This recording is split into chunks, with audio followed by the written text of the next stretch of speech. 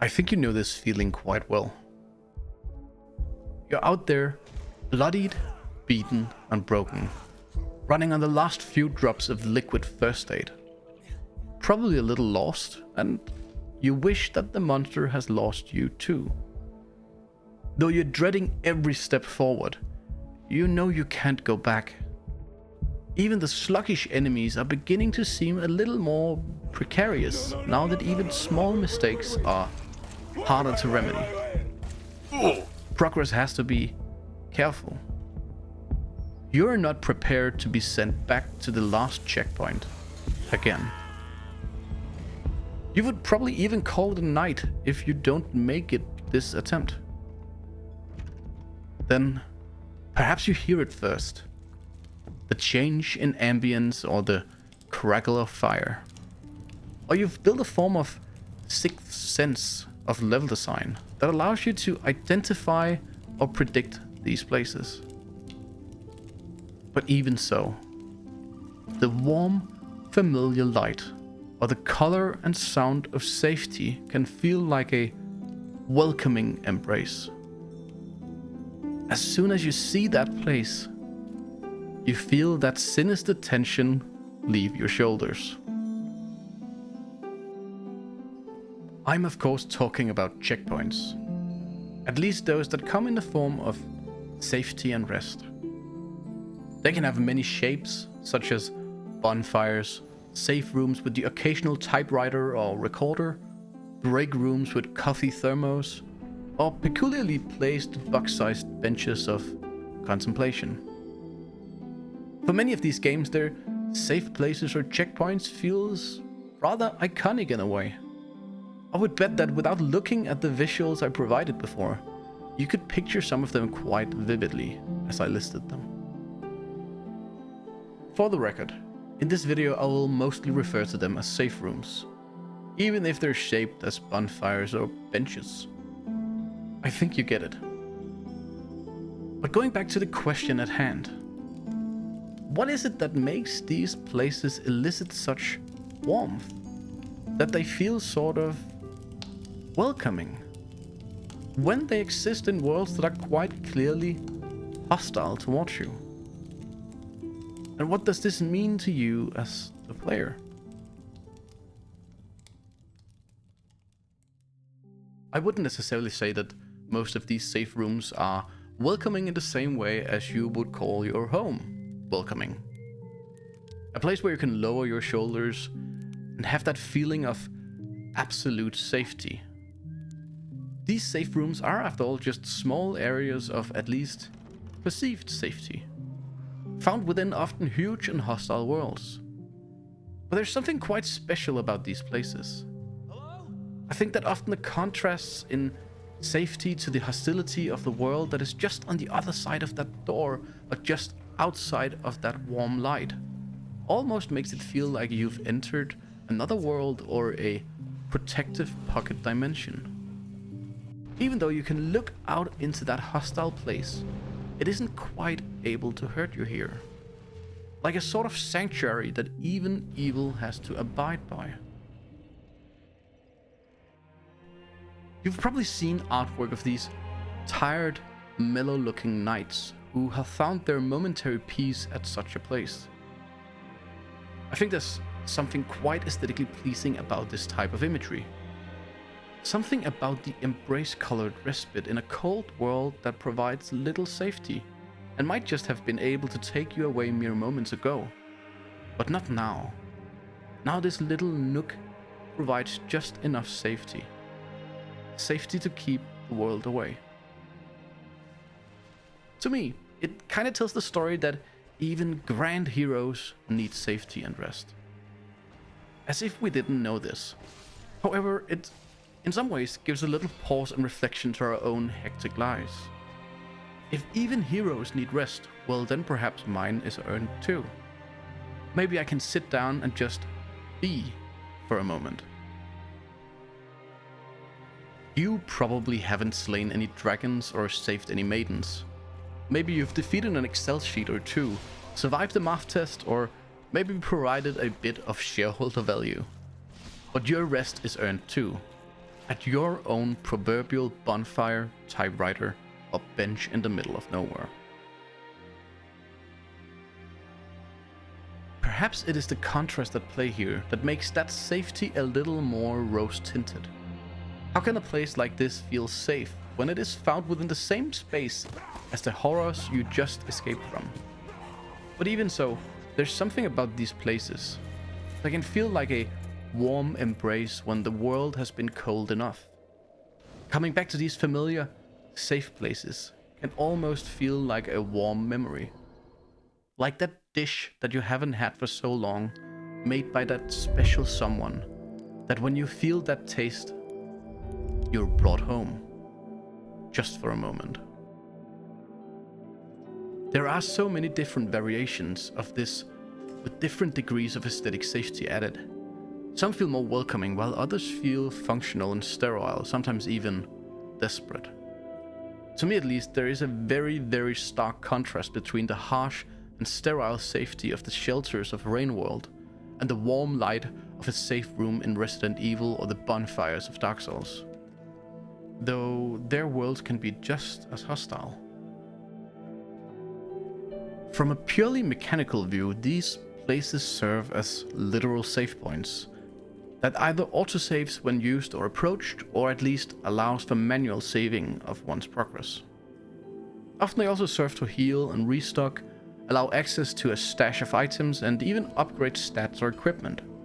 And especially for games with linear stories, they often also denote a clear point of progress for the game's story and as a transition to the next part.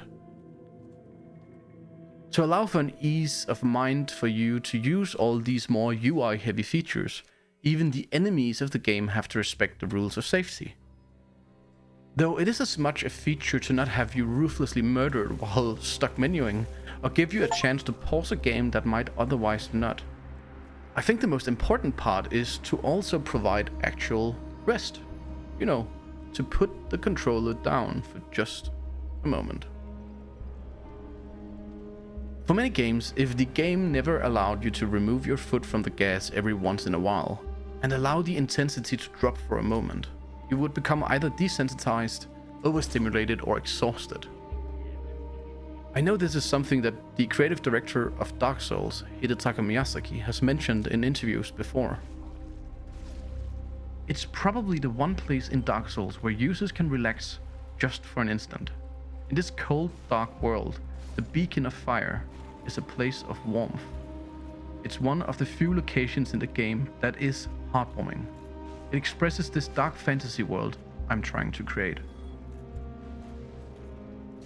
It shows the importance of the emotional dynamics of the bonfire and the effects beyond the mechanics of just a respawn or recovery point.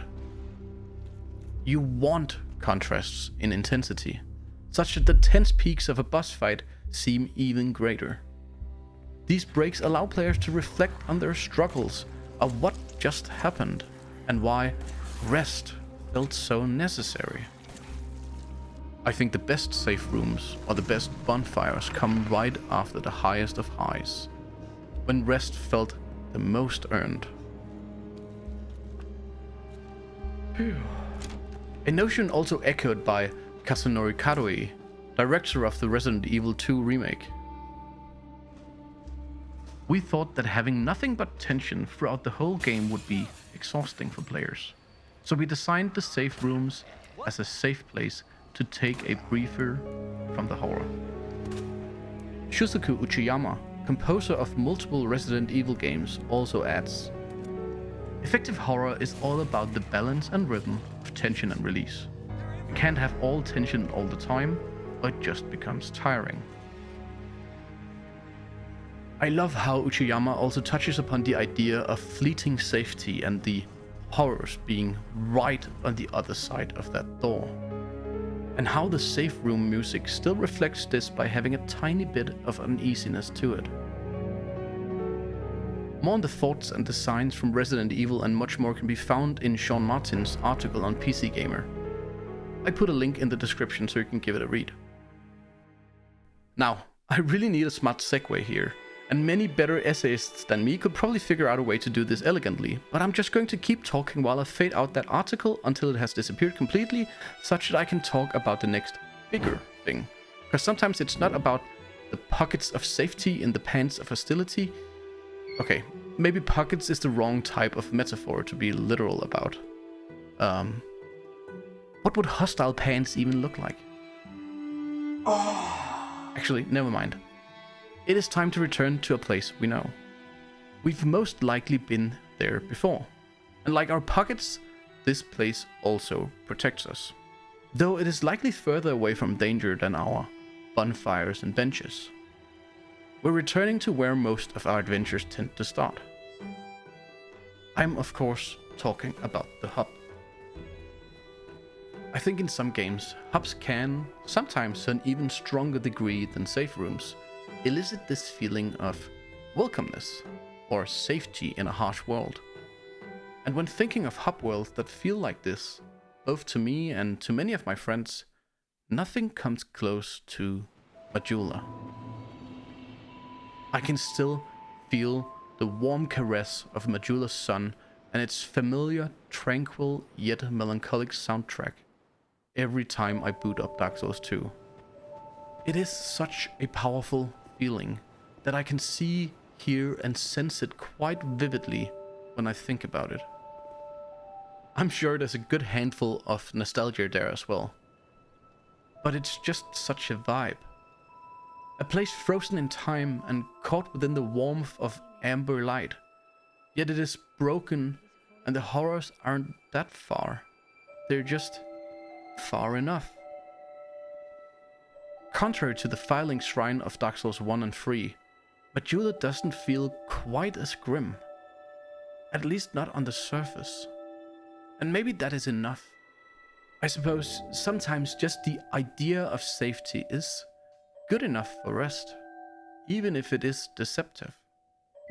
As long as it allows me to just sit down and rest my tired soul like those knights. Just for a little while. Venturing out from the hub again, into the hostile wilds, I want to return to the question of why even the most vile, evil and treacherous enemies seem to abide by the unwritten law of the safe room. Of course, as discussed earlier, this is as much a game mechanic and a tension release mechanism as it is a narrative safe haven of fortified doors or magical repellents. I think in many cases we as players just accept that the monsters won't enter this room or often will not follow unprovoked to this area, without any narrative reasoning needed. In other words, it requires us to suspend our disbelief in order to accept that even monsters understand the concept of the sanctuary, the safe room.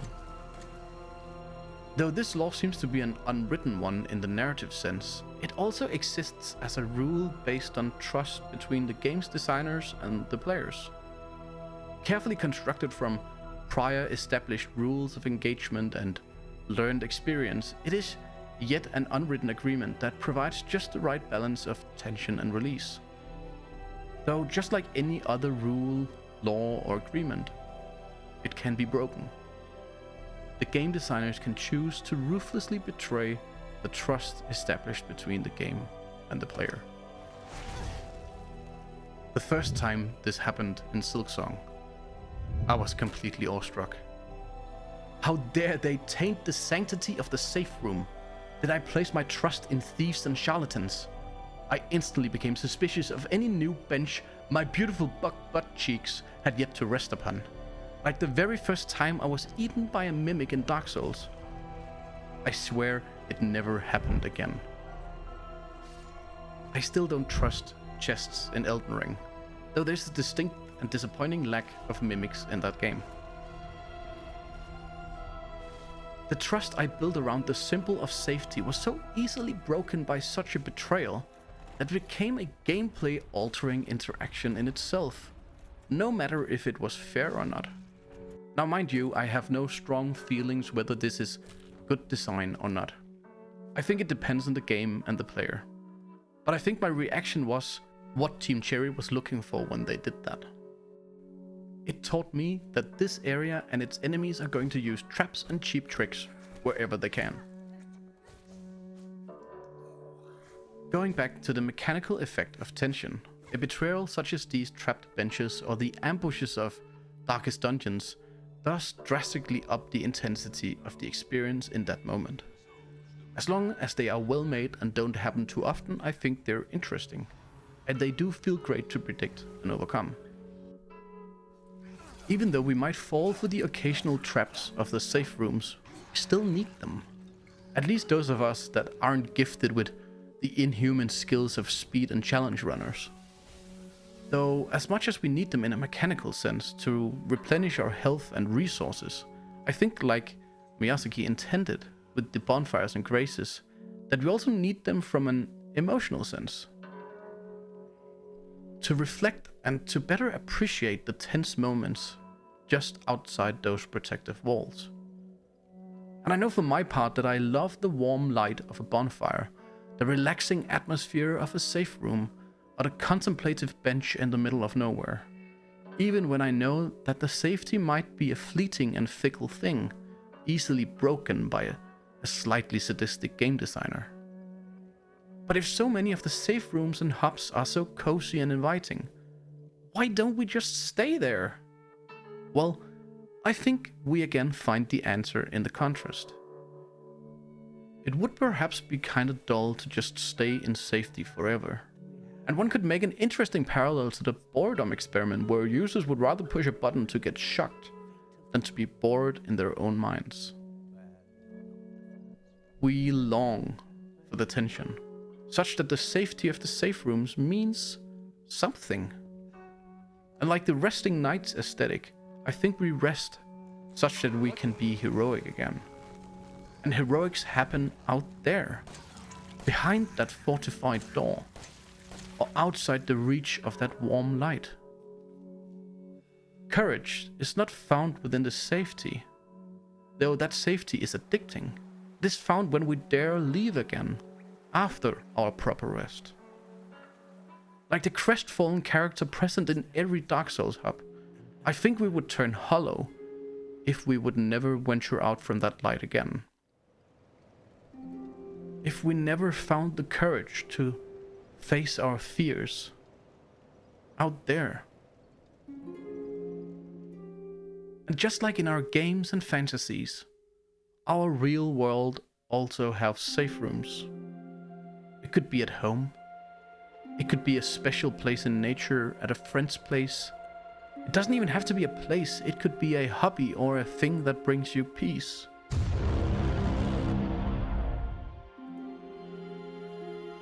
When did you last go there? I mean, like, really go there. In a world that glorifies the grind, I think it's important to remember that even the heroes of yore, the chosen undead, even Ethan and his poor mistreated hands need to find their rest every once in a while.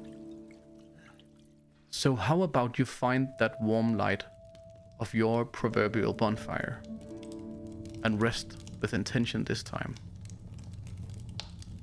Rest so you can face the world again. Be safe, friend. Don't you dare go hollow.